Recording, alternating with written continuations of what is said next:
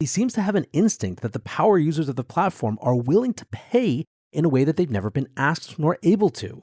It really is about a fundamentally different business model for a content network than we've seen, and there is potentially a huge inherent disruption there. It's not surprising to me that he's maintaining the idea that it's for bots. Remember, the reliance on advertising has been called the internet's original sin. And holding aside any controversy that you feel about Elon, this will be one of the most fascinating experiments in modern social networks. Welcome back to The Breakdown with me, NLW. It's a daily podcast on macro, Bitcoin, and the big picture power shifts remaking our world. The Breakdown is sponsored by Nexo.io, Circle, and FTX, and produced and distributed by CoinDesk. What's going on, guys? It is Tuesday, November 1st, and today we are talking about Elon taking over Twitter, whether there's a payments play, what the role for crypto is. But before we get into that, however, if you are enjoying The Breakdown, please go subscribe to it, give it a rating, give it a review, or if you want to dive deeper into the conversation, come join us on the Breakers Discord. You can find a link in the show notes or go to bit.ly/breakdownpod. Also a disclosure, as always, in addition to them being a sponsor of the show, I also work with FTX. All right, folks, well, as I mentioned last week, we are currently down as a family in South America, and a couple things that means. One is, like I said, you'll be getting more interviews interspersed with these regular shows. I did haul down the equipment because I didn't want to miss anything huge for 2 weeks of being down here. But second, the quality might not be quite what it normally is. It's a little echoey in here, but we're going to do the best that we can. So today we are talking the latest in the Bird app. On Thursday, Elon Musk closed the Twitter deal on the original terms. The company was taken private at $54.20 per share, which is a little more than a $10 premium on the typical range the company traded in during this year. The deal came to a total price tag of more than $44 billion. Musk appointed himself chief twit, stating that he wasn't sure who would become CEO at this stage. Announcing the close of the deal, Musk tweeted, "The bird is freed." Now, people have been speculating over this deal for months now, obsessing over different interpretations of what it will and won't mean on numerous levels. Is Musk setting up to hand the US midterm elections to the right? Does this create a new national security concern based on the investors involved?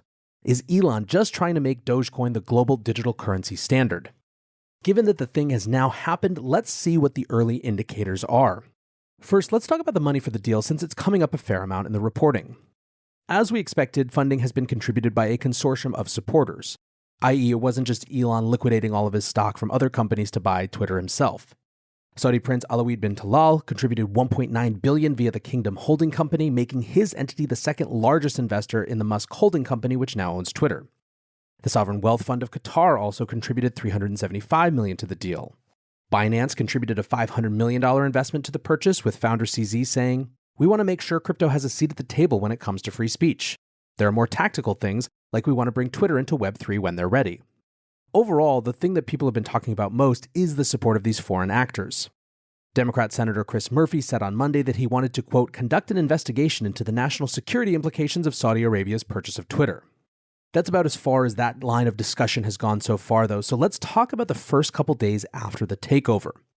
One of the first orders of Musk business was the removal of senior leadership. Musk removed the 9-member board of directors in accordance with the merger agreement and appointed himself as the sole director. He also removed 4 senior executives, including CEO Parag Agrawal and head of legal policy, trust, and safety, Vijay Agadi. Despite early media reporting, the software engineering team has not been fired en masse. Indeed, the appearance of 2 people holding their personal belongings to discuss their firings in front of a media pack was just a stunt played on a frenzied press that was more interested in getting a scoop than it seems doing even cursory fact-checking. Now, one interesting sideshow to the cleaning house is that Musk appears to be setting up to refuse to pay the severance packages owed to executives. Parag Agrawal, for example, was set to receive between $20 and $60 million if he was fired. Reporting from the New York Times says that Musk fired Agrawal and other executives, quote, "for cause, which could void this agreement." It's not exactly clear what the cause is. To the extent that there is speculation, it's that it's something having to do with bots or misreporting during the trial when Musk was trying to back out of the deal. While I am no expert, it seems from the legal sector that there is an extremely high bar to escape this clause in an executive contract, something in the area of theft of company property, felony criminal behavior, or gross negligence. The National Security Counselors, a public interest law firm, writes, "For cause isn't a magic get-out-of-golden-parachutes free phrase. There's this pesky thing called proof. Twitter will lose far more in the resulting litigation than it would have lost just paying them." Mike Dunford, another lawyer, said, "I'm not an expert in that area of law or anything, but I'm pretty sure that you can't fire people within minutes of closing a deal, claim you fired them for cause as their new boss, and successfully avoid a contractual duty to pay severance." Of course, with people being gone, Musk had to bring in more trusted folks to make some quick moves. To close out last week, he brought in a team of Tesla engineers to review Twitter's code. At first, he asked Twitter engineers to print out hard copies of recent code commits before reversing this decision a few hours later when it became obvious that it was kind of untenable.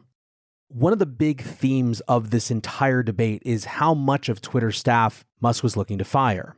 This code commit and Tesla engineer review seems like it might be part and parcel of that, or more nefariously, it could be that he's trying to avoid paying severance, just as we were discussing before. Reports are circulating, which we'll get into a little bit more in a minute, of Musk requiring engineers to stay late and over the weekend to complete assignments, which some are viewing as a test of commitment to the company. Now, on top of the Tesla engineers, Musk has also brought in a group of outside advisors to assist with new feature design. Some of these deputies include venture capital notables David Sachs and Jason Calacanis, Sriram Krishnan, a crypto VC at Andreessen Horowitz, and longtime Musk lawyer Alex Spiro. Krishnan tweeted, "Now that the word is out, I'm helping out Elon Musk with Twitter temporarily with some other great people. I and A16Z believe this is a hugely important company and can have great impact on the world, and Elon is the person to make it happen." Now, this team seems to have hit the ground running with suggestions on how to improve the platform. One that has gotten a lot of attention is whether or not to bring back Vine, the original, really OG short format video platform. This is something that was acquired by Twitter and killed years ago, but now the new management team seeks to relaunch it by the end of the year, potentially being able to recycle the existing codebase. On Halloween, Elon conducted a poll on Twitter where 69.6% of almost 5 million voters said bring back Vine. Now, one of the early engineers from Vine wasn't sure this is the play. Sarah Bagpour, who's a former senior director of product management at Twitter, said some free advice from someone who worked at Vine and also led the shutdown of Vine. This code is 6+ years old. Some of it is 10+. You don't want to look there. If you want to revive Vine, you should start over. Trust me on this one, guys. A bigger point of discussion was, did this just set up perfect competition with TikTok? YouTuber Matt Wallace wrote, "Elon Musk is going to put TikTok out of business." Crypto trader Chubbycorn said, "Man didn't buy Twitter, he bought TikTok. Why did no one say he could reboot Vine and kill TikTok in that whole process? It's f***ing obvious." Now, I personally don't think it's that obvious in the sense that TikTok's dominance in hold is pretty tight and tough to compete with. And I don't think Elon is going to get distracted by a competition that he doesn't necessarily want for no reason. However, one, there is something still lingering popular about Vine. Two, as Twitter is trying to reinvent itself and look for real engagement, this could increase engagement. Three, Elon might genuinely believe that the code isn't that hard to resurrect. And four, Elon might think there is an outside chance that the US bans TikTok, which, if it does happen, resurrected Vine could be a decent business line. Still, when push came to shove, much more chatter was on a different discussion point. Perhaps the first major change to how the platform has been worked that has been floated in the short term is charging the blue check marks to maintain their verified status. The first price point suggested was $20 per month. This new policy would also remove verifications from users who didn't subscribe within 90 days. According to reporting from The Verge, this seems to be the thing that Twitter engineers have been given just this week to launch, with the looming threat of being fired if they fail to deliver. Jason Calacanis said, "Having many more people verified on Twitter while removing the bot armies is the quickest path to making the platform safer and more usable for everyone. These are not the only ways to make Twitter safer and more usable, but they will have a quick and dramatic impact. If you have other ideas to make things better, please reply here with details and/or write up a blog post and share the link. Increasing the quality of discourse and making things safer is priority number one." Michael Saylor of MicroStrategy fame wandered into the conversation saying everyone on Twitter should have the option to obtain verification via a blue check, green check, or orange check based on their qualifications and payment preferences. Activist Andrew Wortman tweeted, "So it isn't so much verification anymore as it is who has $20 a month to spare to look more official, trustworthy, and reputable on Twitter. Blue check marks will effectively be rendered meaningless with this pay-to-play dumbassery." Mike Solana of Founders Fund says, "The way Twitter leaks are saying blue checks need to pay for blue checks, and blue checks are interpreting this as blue checks need to pay to stay is telling. They genuinely can't imagine a platform experience without the unearned status."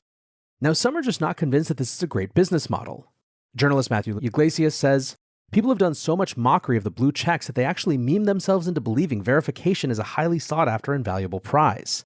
Screenwriter Robert Shuley summed it up, "Soon a blue check will mean that you work for a company that lets you expense Twitter." Now, on top of all these different takes, some think that this just creates new problems. Zach Whitaker, the security editor at TechCrunch, writes, Twitter's ongoing verification chaos is now a cybersecurity problem. It looks like some people, including in our newsroom, are getting crude phishing emails trying to trick people into turning over their Twitter credentials. Paris Marks, the host of the Tech Won't Save Us podcast, says charging for verification is how you get a lot of the legitimate accounts to drop their blue checks and a bunch of spammers to buy them because it increases the chances they'll be able to empty wallets. Want to keep more profits when trading? Get the best possible prices and trade with 50% lower fees on Nexo Pro. The new spot and futures trading platform uses aggregated liquidity of over 3,000 order books collected from multiple sources. Utilizing the complete Nexo suite allows you to earn interest and borrow funds as you wait for the next trade setup. Visit pro.nexo.io. That's pro.nexo.io and sign up today.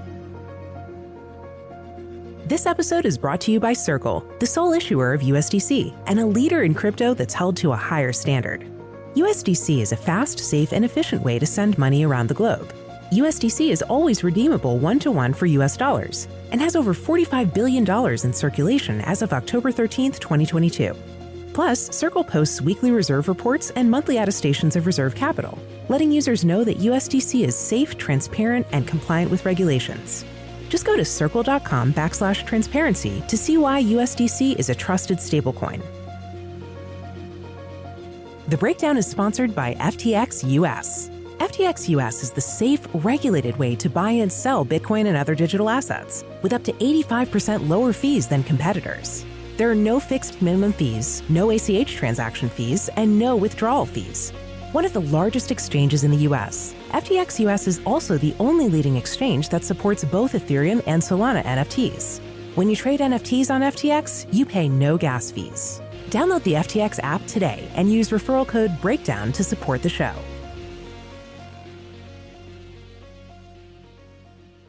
Now, one interesting back and forth that I think has a lot to teach us about how Musk is thinking about this and handling the PR came from horror author Stephen King. King writes, $20 a month to keep my blue check? F that, they should pay me. If that gets instituted, I'm gone like Enron. Elon Musk responded, saying we need to pay the bills somehow. Twitter cannot rely entirely on advertisers. How about $8? I will explain the rationale in longer form before this is implemented. It is the only way to defeat the bots and trolls. Now, I actually think that there is a ton to unpack in this statement. First of all, Elon, I think, sees blue checks as something a little bit different than blue checks have historically meant to many on the platform. He does see them as a way to be clear that someone is real, aka bot prevention. However, he doesn't see it as a way necessarily to fight disinformation in the sense of some sources of news being verified to be truer than others, and that's a fairly big difference. If you're a news outlet who thinks that you should be a verified source of information, and that is what the blue check mark meant, you're going to hate this policy. If you're looking at it from the standpoint of just, is this person really a person, and leaving the judging of the validity of the information aside, once you know it really is a person, this makes much more sense, and I think that's the wavelength that Elon is on. Cosmologist and author of End of Everything, Katie Mack, wrote, the point of Twitter verification is that for certain individuals and organizations, it's useful for them to be able to verify their statements are coming from them. That is why so many journalists and reporters are verified. It's supposed to help combat disinformation, not be a status symbol. People think of it as a status thing because a lot of people with status are verified. But the causality is that if you're well known, you're more likely to be a target for impersonation or there's more public interest in being able to verify that your statements are yours. This is not to say that Twitter verification is always applied sensibly or fairly. It certainly isn't.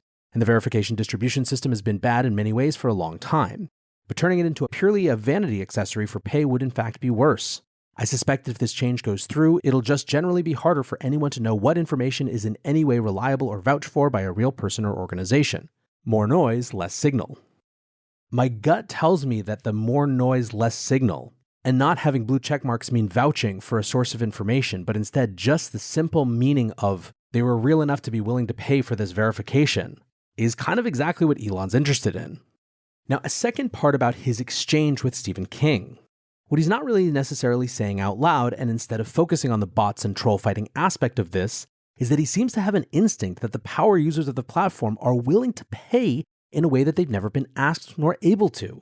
It really is about a fundamentally different business model for a content network than we've seen, and there is potentially a huge inherent disruption there. It's not surprising to me that he's maintaining the idea that it's for bots. Remember, the reliance on advertising has been called the internet's original sin. And holding aside any controversy that you feel about Elon, this will be one of the most fascinating experiments in modern social networks. If Twitter can actually get a huge number of power users to pay a monthly fee, is it possible that it has significant dividends for the platform as a whole? Last note, given the tone of his engagement with King, Musk is clearly thinking about this in business model terms. He's asking what the right price is, and he's starting to see some rationale and nicely engaging one of those power users he hoped would pay. Now, what about the thing that everyone was worried about, the idea of content moderation? Some commenters noted that there was a big kick-up in racist content and offensive content, and some speculated that was because of a change in the actual moderation policy, but that wasn't the case. Yoel Roth, the head of safety and integrity at Twitter, tweeted, "Let's talk for a minute about slurs, hateful conduct, and trolling campaigns. Bottom line up front, Twitter's policies haven't changed. Hateful conduct has no place here, and we're taking steps to put a stop to an organized effort to make people think we have. Our rules prohibit hateful conduct. This includes targeting people with dehumanizing content and slurs. This doesn't mean we have a list of words that are always banned. Context matters. For example, our policies are written to protect reclaimed speech. Over the last 48 hours, we've seen a small number of accounts post a ton of tweets that include slurs and other derogatory terms. To give you a sense of scale, more than 50,000 tweets repeatedly using a particular slur came from just 300 accounts. Nearly all of these accounts are inauthentic. We've taken action to ban the users involved in this trolling campaign and are going to continue working to address this in the days to come to make Twitter safe and welcoming for everyone." Elon Musk himself tweeted, "To be super clear, we have not yet made any changes to Twitter's content moderation policies. Twitter will be forming a content moderation council with widely diverse viewpoints. No major content decisions or account reinstatements will happen before that council convenes." Now, I think in some ways my favorite overall take on what has happened in the first couple days comes from Jessica Lessin, the CEO of The Information. She writes, "Watching Elon Musk and co. take over Twitter is like watching a business school case study on how to make money on the internet. Amazing that at some level it is so basic. Lesson 1, charge your power users what they are willing to pay. Lesson 2, lock up your core customers, advertisers, by going on a listening tour and asking them what works and what doesn't. Make sure to land a few key public commitments. Focus on the head, not the long tail. Lesson 3, cut costs dramatically and do it fast and all at once to get it over with. Elevate a few key people, including some veterans, to promote internal cohesion. Not rocket science. They will succeed because they can do it outside the public shareholder eye." Now, overall, this is a very developing story. It's quite clear that Musk is still in suggestions listening mode. Just today, someone named Eric Rush said, "Request for Twitter management. Please purge all inactive accounts. There are so many inactives sitting on excellent Twitter handles. Rule should be, if you have been inactive for more than a year, you have 30 days to log in. If not, account gets deleted." It was a super popular post with 32,000 likes, and Elon responded, "Definitely."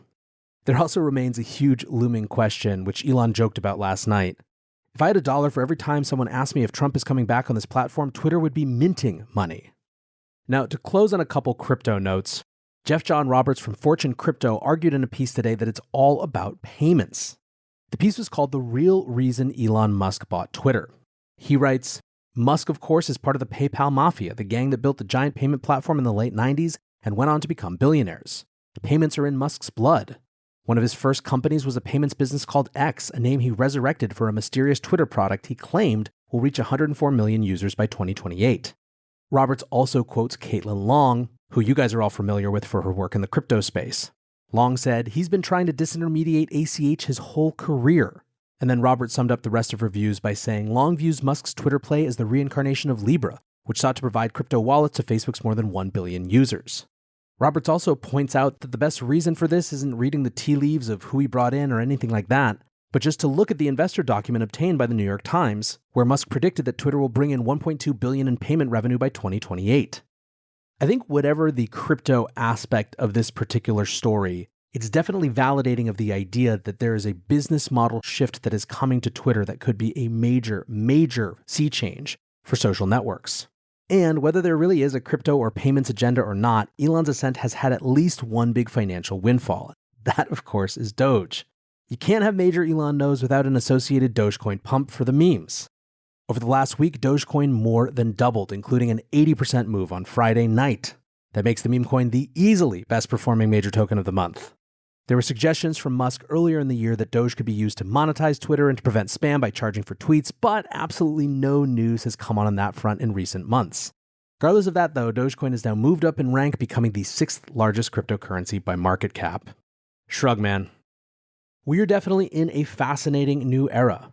As you can probably tell, the stuff that's most interesting to me are not the absorption about the American political debate, although I do think that is an important part of this question of big picture power shifts.